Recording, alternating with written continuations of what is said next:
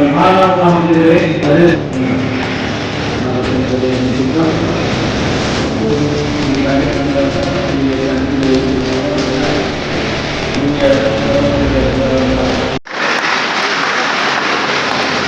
ಈ ಒಂದು ಕಾರ್ಯ 16 ವರ್ಷದಿಂದ ನಿರಂತರವಾಗಿ ತಾಲೂಕಾ ಕಾರ್ಮಿಕ ಸಮಾಜದ ನೇತೃತ್ವದಲ್ಲಿ ಮತ್ತು ಕಾರ್ಮಿಕ ನೌಕರರ ಕ್ಷೇಮಾಭಿವೃದ್ಧಿ ಸಂಘದ ನೇತೃತ್ವದಲ್ಲಿ ಬಹಳಷ್ಟು ಯಶಸ್ವಿಯಾಗಿ ಈ ಕಾರ್ಯಕ್ರಮವನ್ನು ಏನು ಮಾಡ್ತಾ ಬಂದಿದ್ದಾರೆ ಅವರಿಗೂ ಕೂಡ ನಾನು ಈ ಒಂದು ಸಂದರ್ಭದಲ್ಲಿ ಅಭಿನಂದನೆಗಳನ್ನು ಸಲ್ಲಿಸಲಿಕ್ಕೆ ಬಯಸ್ತೇನೆ.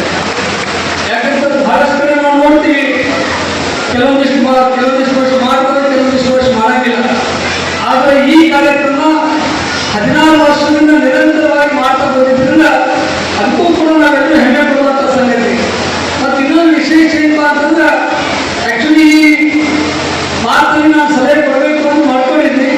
ಆದ್ರೆ ನಾವು ಸಲಹೆ ಕೊಡೋಕ್ಕಿಂತ ಪೂರ್ವದಲ್ಲೇ ನಮ್ಮೆಲ್ಲ ಹಿರಿಯರು ಮತ್ತೆಲ್ಲ ನಮ್ಮ ನೌಕರ ಸಂಘದ ಬಳಗದವರು ಅದನ್ನ ಚಿಂತನೆ ಮಾಡಿ ಏನ್ ಮಾಡಬೇಕು ಅಂತಂದ್ರೆ, ಬರೀ ಗ್ರಾಮೀಣ ಸಮಾಜದ ವಿದ್ಯಾರ್ಥಿನಿಯರು ಅಷ್ಟೇ ನಾವು ಪ್ರೋತ್ಸಾಹಿಸುವಂತ ಕೆಲಸ ಆಗಬಾರ್ದು, ಇತರೆ ಸಮಾಜದ ಮಕ್ಕಳು ಕೂಡ ಪ್ರೋತ್ಸಾಹಿಸುವಂತ ಕೆಲಸ ಮಾಡಬೇಕು ಅಂತ ಹೇಳಿ ಚಿಂತನೆ ಮಾಡಿದ್ರೆ ಇದು ಅತ್ಯಂತ ಶ್ಲಾಘನೀಯವಾದಂತಹ ಕಾರ್ಯ ಅಂತ ನಾವು ಹೇಳ್ಬೇಕು. ಯಾಕಂತಂದ್ರೆ ಒಂದ್ ಕಡೆ ನಾವು ಸಮಾಜದ ಬಗ್ಗೆ ಚಿಂತನೆ ಮಾಡಿದ್ರೆ, ಇನ್ನೊಂದ್ ಕಡೆ ಸಮಾಜ ಅಂತಂದಾಗ ಎಲ್ಲಾ ಜಾತಿ ಧರ್ಮವರು ಕೂಡ ಬೇಕಾಗ್ತದೆ.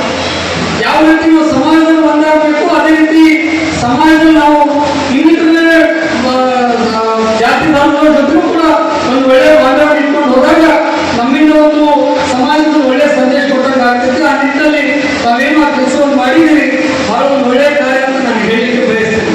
ಈ ಕುರಿತಂತ ವಿದ್ಯಾರ್ಥಿನಿಯರು ಇವತ್ತೇನು ನೀವು ಈ ಅಭಿನಂದನಾ ಇದು ಸನ್ಮಾನಕ್ಕೆ ಅರ್ಹರಾಗಿದ್ದೀರಿ, ಇದು ನಿಮ್ಮ ಜೀವನದ ಒಂದು ಮೊದಲನೇ ಹಂತ ಇದೆ. ಈ ಮೊದಲನೇ ಹಂತದಲ್ಲಿ ನೀವು ಸಾಕಷ್ಟು ಯಶಸ್ವಿಯಾಗಿದ್ದೀರಿ. ಆದ್ರೆ ಇಷ್ಟಕ್ಕೆ ನಿಮ್ಮ ಜೀವನ ಮುಗಿದೋಗುವುದಿಲ್ಲ. ಇನ್ನೂ ನಿಮ್ಮ ಜೀವನದಲ್ಲಿ ಯಶಸ್ವಿಯನ್ನು ಕಾಣಬೇಕಾದ್ರೆ ಇಂಥ ಹಲವಾರು ಹಂತಗಳಲ್ಲಿ ನೀವು ಯಶಸ್ವಿ ಆಗ್ಬೇಕಾದ್ರೆ ನಿಮ್ಮಲ್ಲಿ ನೀವು ಒಂದು ಡಿಸಿಪ್ಲಿನ್ ಅನ್ನ ನೀವು ಇಟ್ಕೊಳ್ಬೇಕಾಗ್ತದೆ. ಯಾಕೆ ನಾನು ಈ ಮಾತನ್ನು ಹೇಳ್ತೀನಿ ಅಂತಂದ್ರೆ, ಒಂದು ಸಣ್ಣ ಉದಾಹರಣೆ ಕೊಡ್ಲಿಕ್ಕೆ ಬಯಸ್ತೀನಿ. ನಮ್ಗೆಲ್ಲರೂ ಸಚಿನ್ ತೆಂಡೂಲ್ಕರ್ ಗೊತ್ತದಲ್ಲ. ಯಾಕೆ ಸಚಿನ್ ತೆಂಡೂಲ್ಕರ್ ಗೊತ್ತಿಲ್ಲ ಹೇಳಿ? ಕೈ ಎತ್ತಿ ನೋಡು, ಎಲ್ಲರಿಗೂ ಗೊತ್ತದ. ವಿನೋದ್ ಕಾಂಬ್ಳಿ ಎಷ್ಟು ಜನರಿಗೆ ಗೊತ್ತದ? ಎಲ್ಲರಿಗೂ ಗೊತ್ತದ? ಕೈ ಎತ್ತಿ ಎಷ್ಟು ಜನರಿಗೆ ವಿನೋದ್ ಕಾಂಬ್ಳಿ ಗೊತ್ತಿಲ್ಲ ಅಂತ ಹೇಳಿ? ವಿನೋದ್ ಕಾಂಬ್ಳಿ ಯಾರು ಗೊತ್ತಿಲ್ಲ ಕೈ ಎತ್ತಿ ಅಂತ ಹೇಳ್ತೀನಿ. ಕೆಲವೊಂದಿಷ್ಟು ಜನ ಅಲ್ಲಂತೂ ಕೈ ಮಾಡಕ್ಕೆ ಗೊತ್ತಿಲ್ಲ ಅಂತ ಹೇಳಿ. ಯಾಕೆ ನಾ ಈ ಉದಾಹರಣೆ ಕೊಡಕತ್ತೀನಿ ಅಂತಂದ್ರೆ, ಸಚಿನ್ ತೆಂಡೂಲ್ಕರ್ ಮತ್ತು ವಿನೋದ್ ಕಾಂಬ್ಳಿ ಇಬ್ರು ಸ್ಕೂಲ್ನಲ್ಲಿ ಕ್ರಿಕೆಟ್ ಆಡ್ತಾ ಬಂದಿರ್ತಕ್ಕಂಥವ್ರು.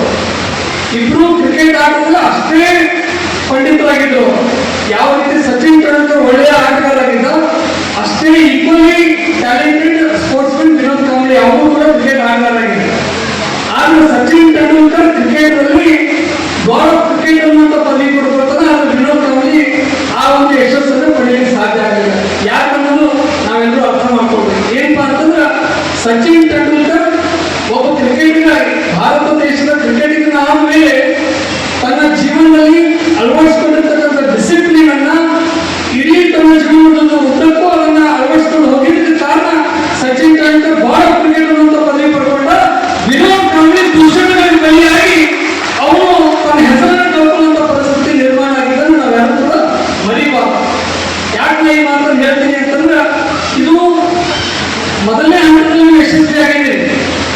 ಇದ್ರಾಗಿ ಇನ್ನೂ ಮುಂದೆ ಹೋಗಿ ಯಶಸ್ವಿ ಆಗ್ಬೇಕಾಗಿದ್ರೆ ಇಲ್ಲಿವರೆಗೆ ಏನು ನೀವು ಡಿಸಿಪ್ಲಿನ್ ಇಟ್ಕೊಂಡು ಸಿನ್ಸಿಯರ್ ಆಗಿ ಆನೆಸ್ಟ್ ಆಗಿ ಹಾರ್ಡ್ ವರ್ಕ್ ಮಾಡ್ತಾ ಏನು ನೀವು ಬಂದಿದ್ದೀರಿ, ಇದನ್ನ ಕಂಟಿನ್ಯೂ ಮಾಡಿದ್ರೆ ಮಾತ್ರ ನೀವು ಜೀವನದಲ್ಲಿ ಇನ್ನೂ ಯಶಸ್ಸನ್ನು ಕಾಣಲಿಕ್ಕೆ ಸಾಧ್ಯ ಇದೆ.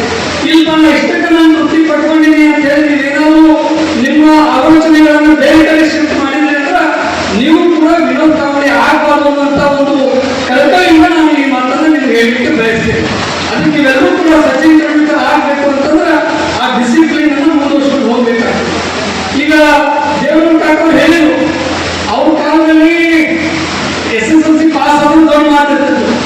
ಆದ್ರೆ ಇವತ್ತು ಬಹುಶಃ ಸನ್ಮಾನಗೊಂಡಂತ ವಿದ್ಯಾರ್ಥಿನಿಯರ ಸಂಖ್ಯೆ 90% ಹೆಚ್ಚು ಅಂಕಗಳನ್ನು ಪಡೆದಿರ್ತಕ್ಕಂಥವ್ರು 54 ವಿದ್ಯಾರ್ಥಿನಿಯರಂದ್ರೆ ಇದೇನು ಕಡಿಮೆ ಸಂಖ್ಯೆ ಅಲ್ಲ, ಇದು ಬಹಳ ದೊಡ್ಡ ಸಂಖ್ಯೆ ಇದೆ. ಆದ್ರೂ ಕೂಡ ದೇವರು ಠಾಕೂರ್ ಹೇಳಿದಾಗ ನೀವು 90% ಮೇಲೆ ಅಂಕಗಳನ್ನು ಪಡೆದು ಕೂಡ ನೀವು ನೌಕರಿ ಸಿಗ್ತದೆ ಅನ್ನೋದು ಗ್ಯಾರಂಟಿ ಇಲ್ಲ. ಯಾಕಂದ್ರೆ ನೀವೆಲ್ಲ ಅರ್ಥ ಮಾಡ್ಕೋಬೇಕು. ಯಾಕಂತಂದ್ರೆ ಇವತ್ತು ನಾವು ಬರೀ ಭಾರತೀಯ ಜೊತೆ ಕಾಂಪೀಟ್ ಮಾಡ್ತಾ ಇಲ್ಲ, ನಾವು ಇಡೀ ವಿಶ್ವದ ಜೊತೆ ಕಾಂಪೀಟ್ ಮಾಡ್ತಾ ಇದ್ದೀವಿ. ಅರ್ಥ ಇರೋದು, ನಾವು ಬರೀ ಭಾರತೀಯ ಜೊತೆ ಕಾಂಪೀಟ್ ಮಾಡ್ತಾ ಇಲ್ಲ, ನಾವು ಇಡೀ ವಿಶ್ವದ ಜೊತೆ ಕಾಂಪೀಟ್ ಮಾಡ್ತಾ ಇದ್ದೀವಿ.